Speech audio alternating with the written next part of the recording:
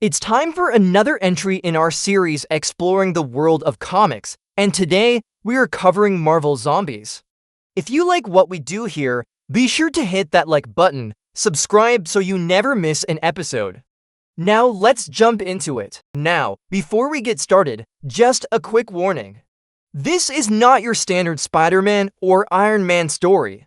There will be some pretty dark subject matter covered here, including death, dismemberment, and even some cannibals, so viewer discretion is advised. Welcome to Earth 2149. It's the same Earth we know except it's dead. Well, mostly dead. The only living things left on this Earth seem to be the corpses of some of its former superheroes. Now, don't worry too much about those corpses because thanks to the science of necromancy, they are actually looking pretty alive as they rise up and shamble toward their nearest source of human flesh, brains. Welcome to Marvel Zombies. So if you're new to the world of comics, what exactly is Marvel Zombies? Well, it's not a joke. You may have picked up from the title that this is one of Marvel's many alternate universes that feature characters with different backstories than our main continuity. In this case, the story is basically the same as the title implies. Some Marvel heroes and villains became zombies. But don't take this title too literally. These aren't your typical shambling Universal Monsters-style zombies. In fact, most of these characters retain their intelligence and personalities even after becoming undead. They read more like zombified versions of themselves that still wear their iconic superhero costumes and operate at peak physical fitness, but also really want to eat people. I know that sounds pretty dark, but this comic was never meant to be taken seriously. It's satirical and over the top, which might make it sound dumb, but there is a lot of heart to this series and it is something that anyone who has ever lost someone close to them can relate to. As dark as this all sounds, it's incredibly well written by Robert Kirkman, who you may recognize as the creator of the immensely popular series The Walking Dead. This series originally kicked off in 2005 with Marvel Zombies #1, which along with being the first issue of the series also serves as a great jumping-on point for new readers. The first few issues introduce us to the zombification of Earth 2149. We see how some of our favorite Marvel heroes and villains become infected, which kicks off a chain reaction that leads to a zombie apocalypse. Yes, we get to see Galactus turn into a flesh-hungry monster, and it's glorious. We also get to see other fan favorites like the X-Men, Fantastic Four, and even Deadpool join the fun. But as always, no one is safe in the Marvel Universe, no matter how powerful they are. The art is provided by Sean Phillips, who does a fantastic job. The visuals are over the top, gory, and sometimes even beautiful. Sean Phillips was also responsible for providing the covers for each issue of the series, which are probably some of the coolest covers I have ever seen on any comic book. As soon as I saw the cover for issue #6, I knew that this would be a cult classic among horror fans. As I mentioned earlier, this story takes place on an alternate Earth known as Earth 2149, which is designated for continuity. For those of you who aren't familiar with that term, when I say that this story takes place on an alternate Earth, I could technically be more precise and tell you that it takes place on Earth 2149 of Earth 616. Which is the main Marvel continuity. Sometimes Marvel designates alternate Earths by giving them numbers that start with a 2, but it doesn't always work like that. For example, there are several alternate Mad Gyms in the multiverse, but they're all on Earth 216. Does that make sense? No, is it necessary to understand this video?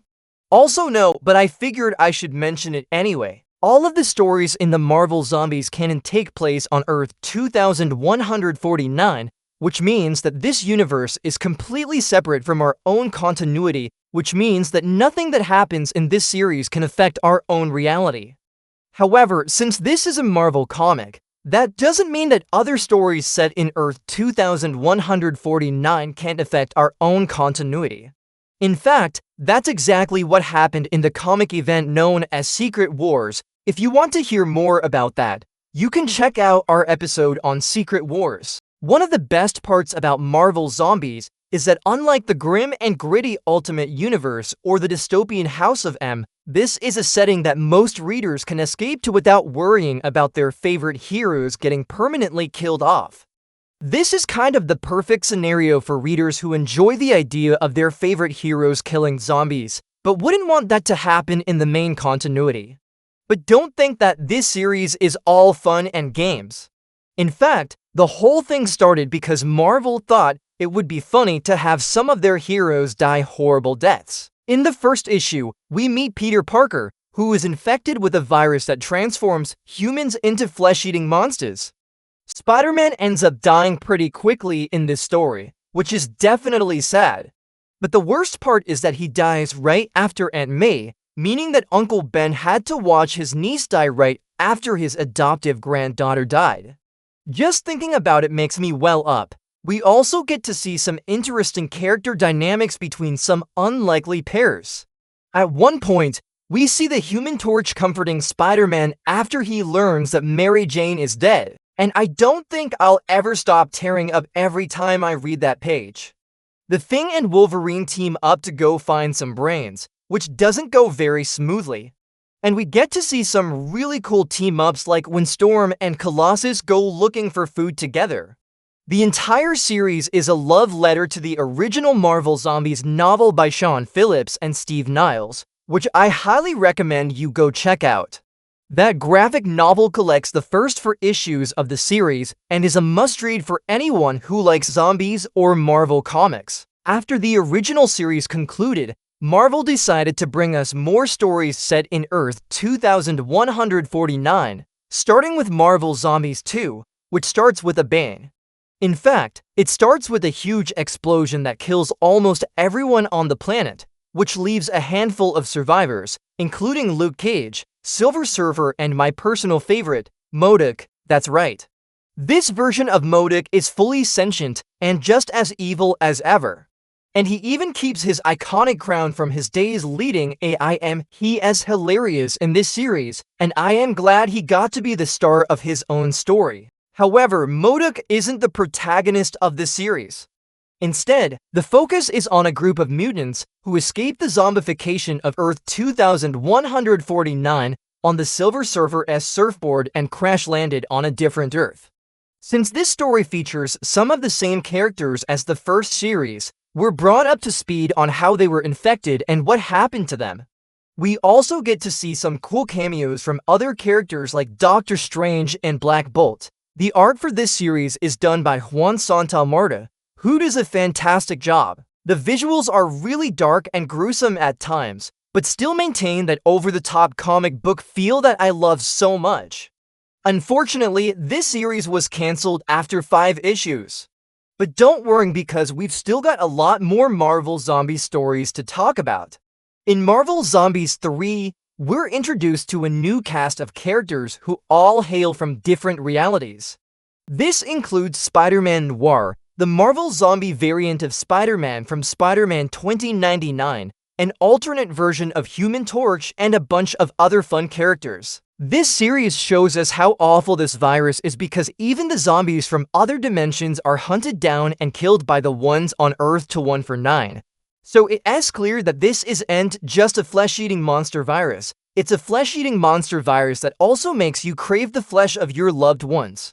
Now, I don't think I need to explain how bad that is, but just in case you need me to spell it out for you, it's really, really bad. Once again, this series lasted for 5 issues and ended with a cliffhanger that luckily got resolved in the next series, Marvel Zombies 4. Marvel Zombies 4 brings us a new story set during the events of Secret Wars. This series focuses on the zombified versions of the Beyonders army, which are sent to battle the zombified heroes of Earth 2149. We get to see some awesome fights between some unlikely opponents, and we also get to see some new characters like Zombie 13, aka Zombie Mystique. This series is pretty violent and dark even for Marvel Zombie standards, which makes sense considering that it was written by Joe Quesada, who you may know as the creator of the insanely brutal and gory comic series The Max. But even though this series is super violent, it also has some surprisingly touching moments. My favorite being when zombified Iceman finds the corpse of Bobby Drake, the human version of himself, and says goodbye to him. It's heartbreaking. The art for this series is done by Francesco Francavilla, who does an amazing job. The colors are bold and bright, but also dark and gloomy whenever needed. Like all of the other series, this one only lasted for 5 issues. But if you want to keep reading about the zombified Marvel heroes and villains, then you re in luck because Marvel kept bringing us more stories set in Earth 2149 with miniseries like Marvel Zombies, Day of the Dead Marvel Zombies 5 Marvel Zombies, Resurrects Marvel Zombies, Flesh Eaters Marvel Zombies vs. The Army of Darkness and Marvel Zombies Blood Tease. Not to mention animated shows like Marvel Zombies and the recent Ultimate Spider-Man animated series. So if you want to stay up to date on everything happening in the world of Marvel Zombies, then I suggest you go pick up some of these series. You won't regret it, I promise. And if you want to learn more about the multiverse, then be sure to check out our previous episodes, starting with our episode on the Ultimate Universe. And if you haven't already, be sure to leave us a like and subscribe so you never miss an episode. Until next time, stay safe, stay nerdy, and happy Halloween!